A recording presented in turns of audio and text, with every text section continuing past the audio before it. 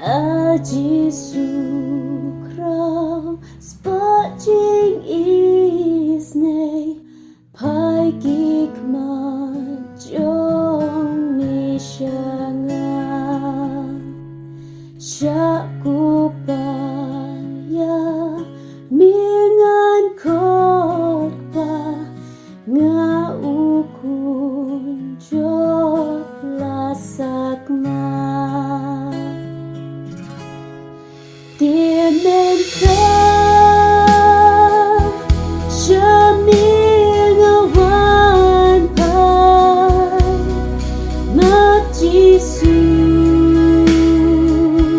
Awat kinta Hasil ngildi Na ay nganghe Bot jong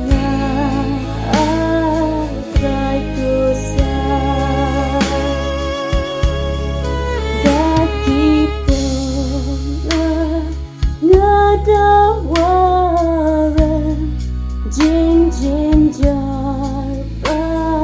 kajingnya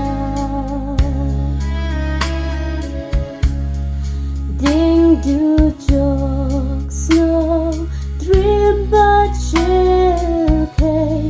clem lat shu junom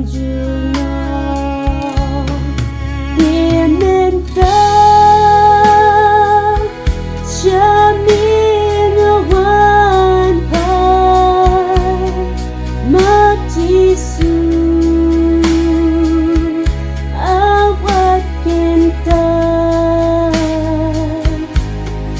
hasil ngildi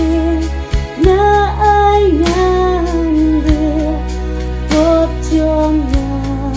agray kusa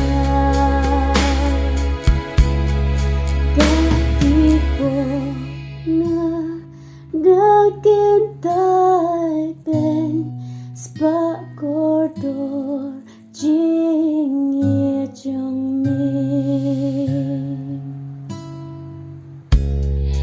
ngala sanar penapen bantrai ngakela ubam song